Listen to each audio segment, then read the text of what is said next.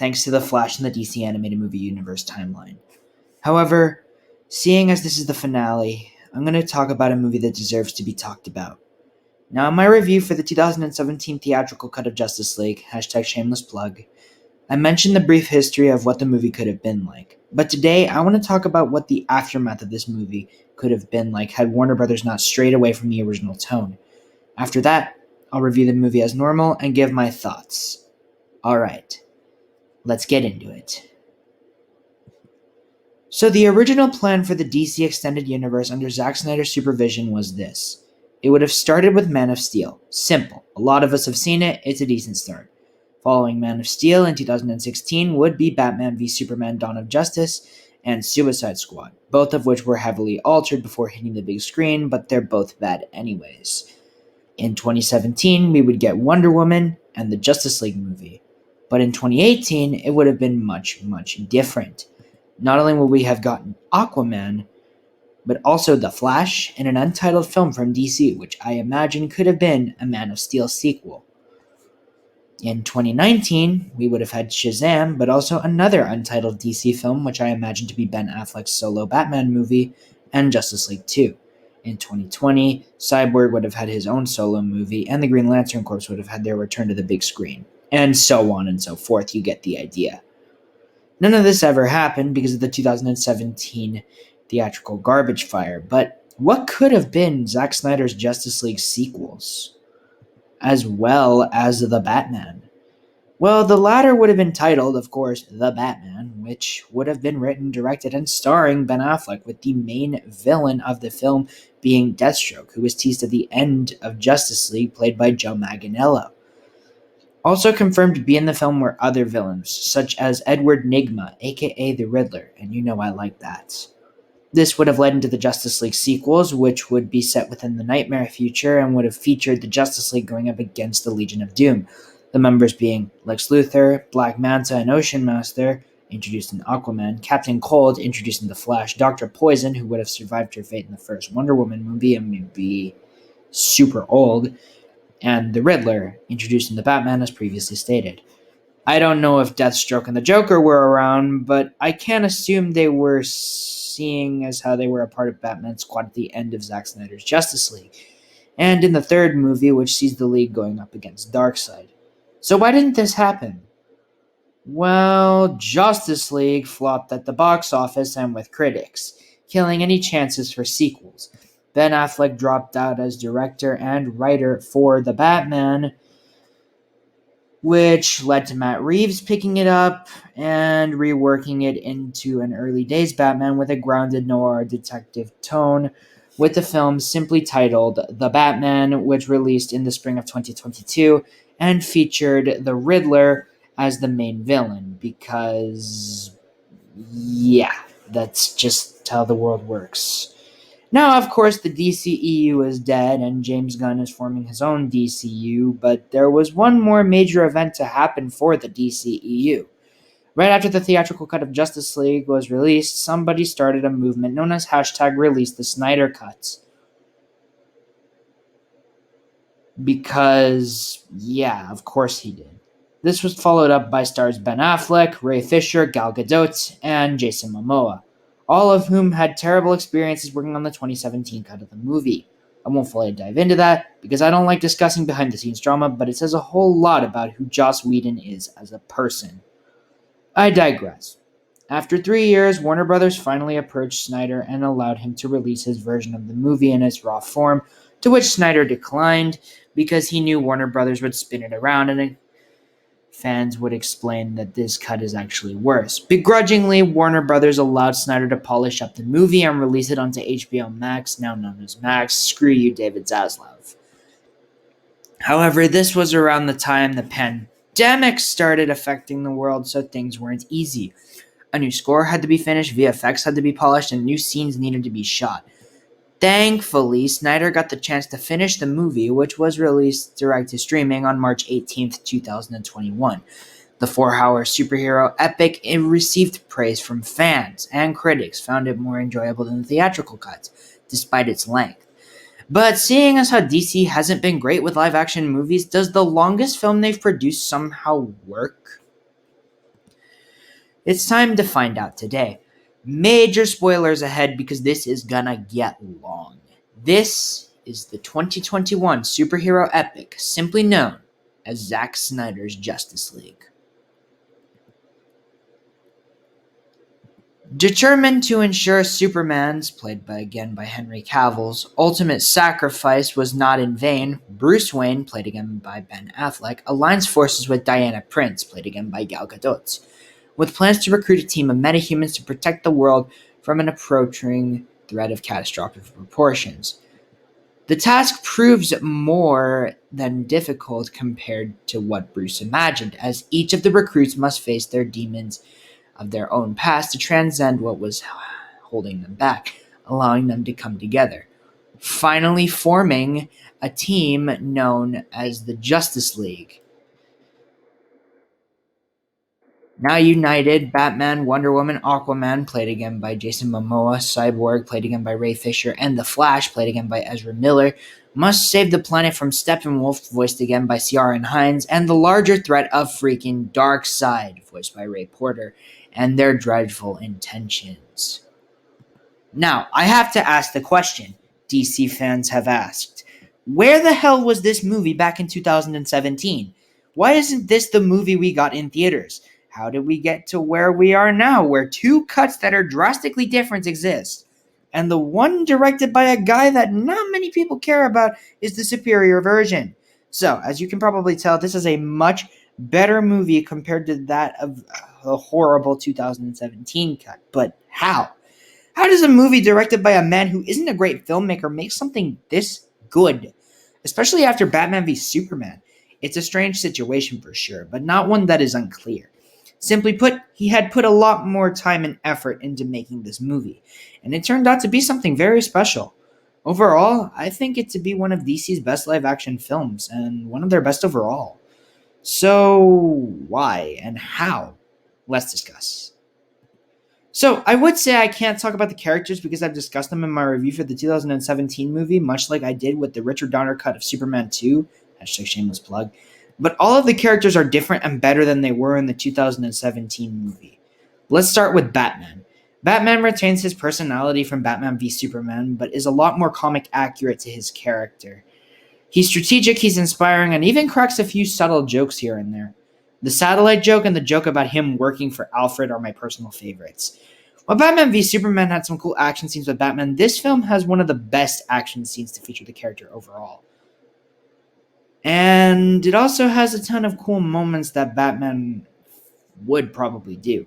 In the final battle, Batman gets inside the Batmobile and roars across the streets of Parzanov, taking out parademons,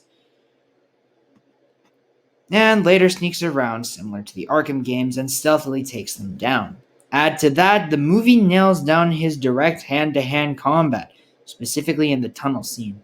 While not the best action scenes to feature Batman, they are still highly entertaining ones, and ones that I hope to rewatch constantly. As far as Wonder Woman goes, she's not the best part of the movie, she is entertaining to watch. I love her opening scene in the museum, and her interactions with the other characters are great, specifically the scene where she talks with Aquaman about the war between Themyscira and Atlantis, as well as when she tries to bring Superman back to his senses. She was a pretty fun addition and does showcase that when given the right direction, Gal Gadot can, in fact, act to save her life. It's just a shame in the past few years haven't done her justice like this movie did. No pun intended. Now, I have to discuss the other three members of the League the movie focuses on. Aquaman is very well done this time around. He's a man that rejected his heritage and spends most of his time saving the surface world. When he does eventually start working with the Justice League, he is very useful and adds the necessary muscle. I'd argue he's very human and understanding. When Cyborg's father is killed, he feels for Victor and worries about him. He also cracks some funny jokes here and there, such as the way he greets Alfred. That never fails to make me smile. This is the Aquaman we should have seen in 2017, but that's not what we got. As far as the Flash goes, he goes from being annoying and the end of every single joke to being a very useful member. He helps evacuate the citizens in the tunnel battle and helps Wonder Woman get her sword back, saves the citizens from falling rubble, and even reverses time to save the League from certain death in the finale. The Flash is actually needed as a member of the Justice League and isn't just a goofy joke. He is a well-written and good version of Barry Allen.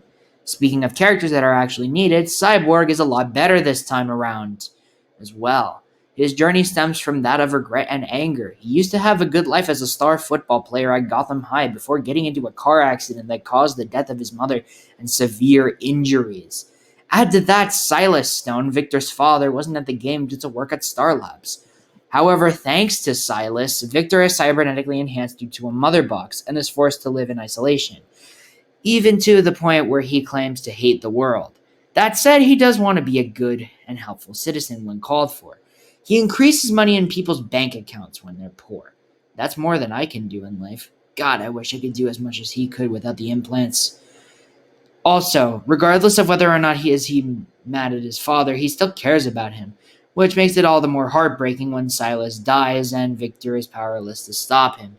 While Victor does regret not saving his father, he does eventually learn to accept who he is as a new man and eventually make his late parents proud. Reminder, we could have had this instead of what Joss Whedon gave us. Now, we need to get to someone who's vastly different in this film than he was in the original movie, and that is Superman. Don't worry, we'll get to Steppenwolf soon. Not only is Superman much improved in this film, but he's also a lot cooler on screen. He wears the freaking resurrection suit this time around, which makes him look a lot more intimidating and cool. He doesn't have the CG dyed out mustache, which is obviously a good thing. He doesn't crack many jokes. The movie also does a really good job in setting up Superman's eventual turn to darkness, which we won't ever see, but it was a great way of setting something up that would have been cool.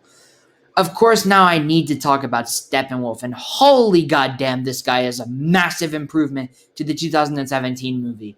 The design is more original and scarier, his voice is intimidating and freaky, and he's freaking a force to be reckoned with. He doesn't go down so easily, even when the blood is pulled from his face, or when he's being beaten down by Superman. While far from the best villain in any comic book movie, he was a massive improvement over the 2017 movie's version, who was just a generic villain and nothing more. I was laughing at Steppenwolf in that movie, but I was actively scared of him here. That said, he didn't freak me out as much as Darkseid did. That's right, Darkseid is in this movie, and boy does he leave one hell of an impact. He's a villain that would have been awesome final battle for the League to face, and honestly, quite a challenge indeed. The infinite potential that this version of Darkseid had cannot be understated. Really, he was absolutely terrifying, and one of the best versions of Darkseid I have ever seen. Of course, there are minor characters in here such as Alfred, Lois Lane, and Martha Kent, but we also have cameos from other DC staples, such as an improved version of Lex Luthor, Deathstroke in a somewhat larger role, Ryan Choi, who becomes the Atom in the comics, Martian Manhunter, and a much improved version of the Joker played by Jared Leto, and hot damn, I would have loved to see him in action more. Yeah, clearly this was a big movie, and it wouldn't have taken the world by storm as much as the 2017 one did, but it would have been bigger. It does so much for the larger universe that it's sad we never got to see this full story unfold.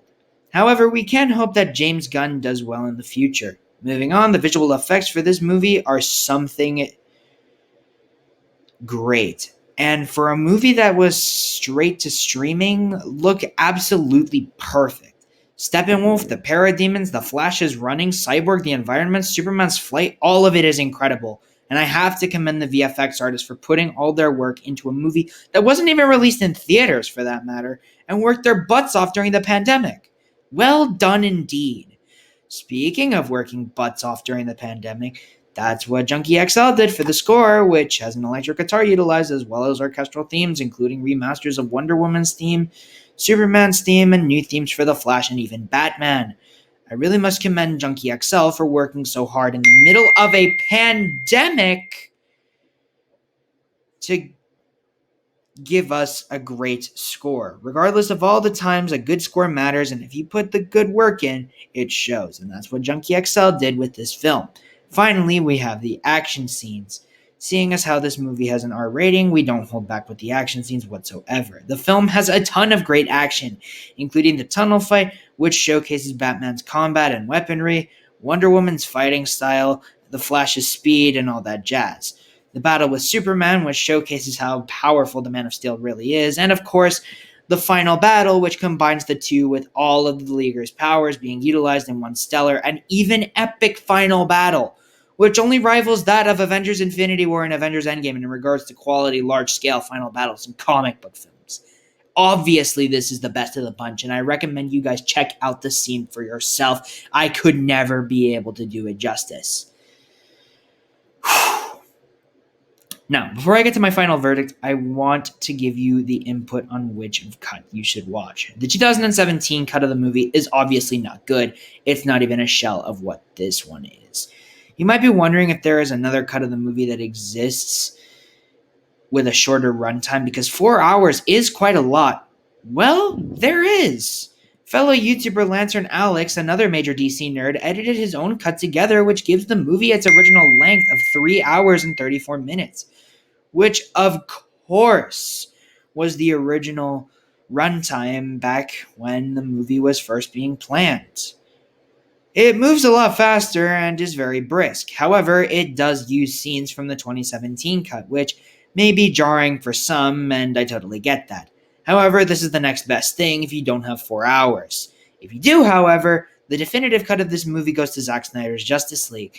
Not only is a massive improvement over Man of Steel and Batman v Superman Dawn of Justice, but it is further proof that there can be good DC film adaptations out there. It's not as good as The Dark Knight or Batman, but it's certainly a movie worth the watch, which is why I can't give it anything but a 10 out of 10. And before I close this one off, I wanted to give one final message to James Gunn. You have access to the best comic book characters of all time. Do not waste their potential. Honor what came before and set up what will come after. Your first and only warning. Well, that's it. This is the longest movie I've reviewed so far, and it took up a lot of your time. Well, the universe is about to be completely reset, and I need 1 month to prepare for the next round of movies I'm going to review. Thanks for taking time to look at the adaptations of the DC Comics. I really appreciate it.